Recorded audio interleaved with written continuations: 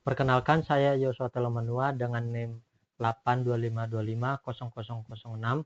Di sini saya akan menjelaskan materi kami berdasarkan laporan yang sudah kami buat, yaitu tentang basis data berupa IRD dan juga IR. Di sini ada step 1 dan step 1.2, itu merupakan identify dari entity dan relationship types. Di entity types itu ada 14, berupa mahasiswa, keluarga, mata kuliah, terus pembimbing mata kuliah, jadwal mata kuliah, jadwal pembimbing, sewa, tagihan, pengingat tagihan, apartemen, asrama, kamar, staf, dan juga inspeksi keamanan. Terus di key relationship types itu ada mahasiswa mempunyai keluarga, itu dengan key relationship-nya 0.1. Terus ada mahasiswa memilih mata kuliah itu 1 bintang. Terus ada mahasiswa memesan sewa 1.1. Sewa memiliki tagihan 1.1. Terus kemudian ada tagihan memiliki pengingat 1 bintang. Apartemen memiliki kamar 1 bintang. Terus ada juga staff inspeksi keamanan itu 1.1. Terus ada mahasiswa dibimbing pembimbing itu bintang bintang. Terus ada mahasiswa memiliki jadwal itu bintang bintang. Seperti yang terlihat di sebelah kanan layar saya. Nah, terus kemudian kita lanjut ke 1.3 dan 1.4 yang berupa atribut dan domain. Tipe atributnya ada dibagi menjadi beberapa, berupa simple, composite, single value, derived, dan multi value. Simple itu berupa nama depan, alamat, dan status. Terus composite itu berupa alamat, contohnya seperti jalan, kota, ataupun kode pos. Terus single value itu berupa NIM, kode matkul, dan juga tagihan. Terus derived itu durasi sewa, tanggal keluar, dan juga tanggal masuk. Dan terakhir multi value itu nomor telepon bisa, dan nomor telepon ini bisa lebih dari satu nomor. Terus kemudian contoh domain spesifikasi, contohnya domain jenis kelamin itu tipenya char dalam kurung 1 dengan nilai M ataupun F. Terus ada contoh lain misalnya status itu tipe datanya itu varchar, contoh dalam kurung 20 sebanyak 20 char dengan nilai aktif cut, lulus ataupun DO. Nah, terus kemudian kita lanjut ke 1.5.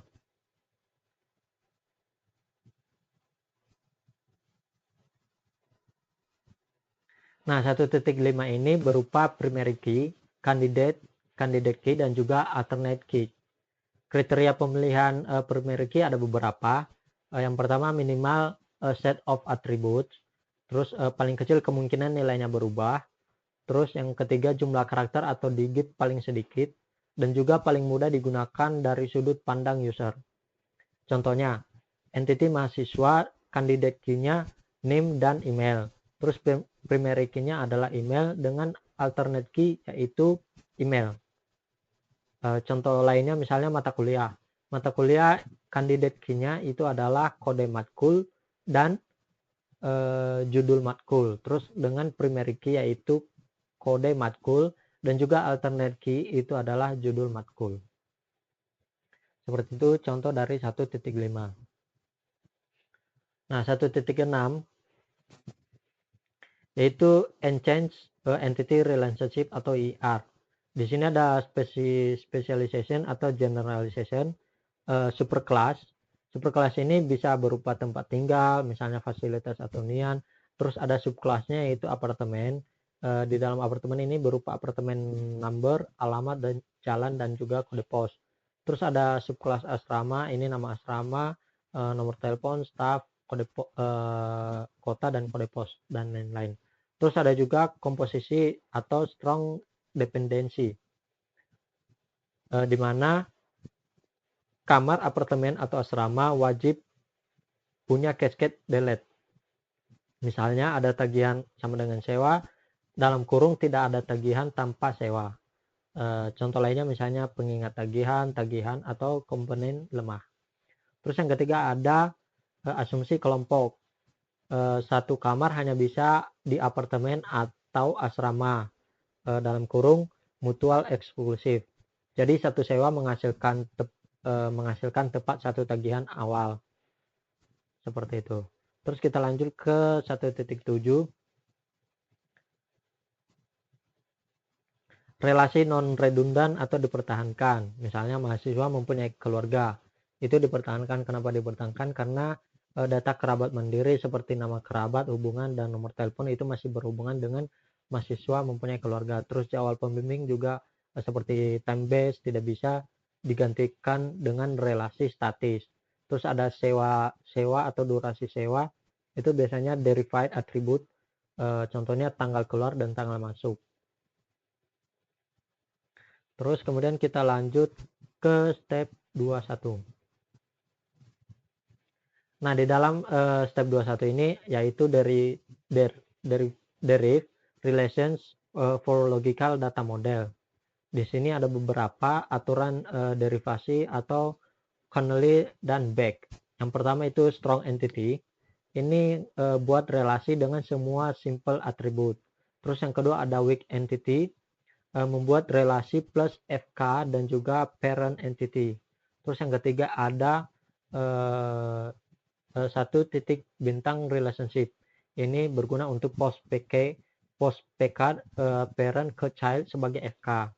Terus yang keempat ada 1:1 relationship, yaitu post PK ke sisi mandatory partisipasi.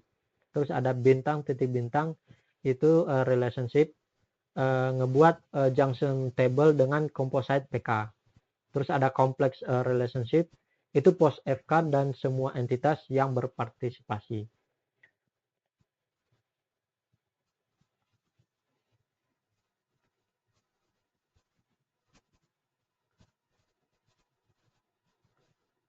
Step 2, di mana step 2 ini yaitu berupa validasi dan integritas.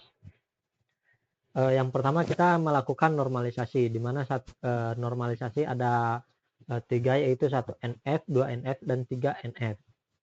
Nah, 1 NF ini semua atribut atomik atau tidak replacing group. Terus 2 NF ini atribut non-key bergantung penuh pada PK. Terus 3 NF tidak ada transisi dependensi. Terus step 23, kita lanjut langsung ke step 23, yaitu validasi terhadap user transaksi, di mana semua transaksi atas nama dapat dilakukan pada relasi yang terbentuk. Terus kemudian ada CRUD, operasi pada entitas utama terverifikasi. Terus yang ketiga, laporan dan query dapat dieksekusi via join. Terus step 2.4, integrity constraints. Ada 3 poin penting di sini, di mana entity integrity PK tidak boleh nul atau tidak boleh kosong. Terus kemudian referential integrity FK harus mengunci PK yang valid. Jadi kalau valid, referensi integrity-nya tidak bakalan dikunci atau dinyatakan tidak valid. Terus domain integrity atau nilai atribut sesuai dengan tipe data yang sudah ada. Terus step 25 yaitu review logical data model. Ada 2 poin. Model logical memenuhi semua kebutuhan sistem, dan yang kedua siap digunakan sebagai dasar implementasi fisik terbatas database.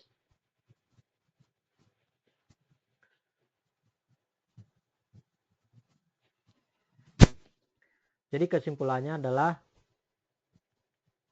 14 entity types dan juga kurang lebih 15 relationship types berhasil diverifikasi, diidentifikasi dari laporan yang sudah kami buat.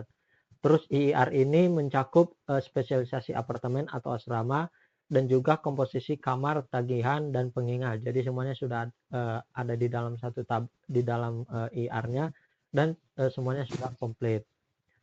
Terus kemudian 2 relasi redundan dieliminasi melalui analisis jalur navigasi. Terus 17 relasi yang sudah dibuat berupa logical model terbentuk dengan PK, FK, dan juga dan juga normalisasi dari 3NF.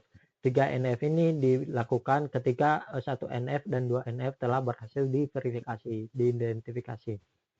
Dan yang terakhir, ada integritas data dijamin melalui entity, referentisi, dan juga domain integrity.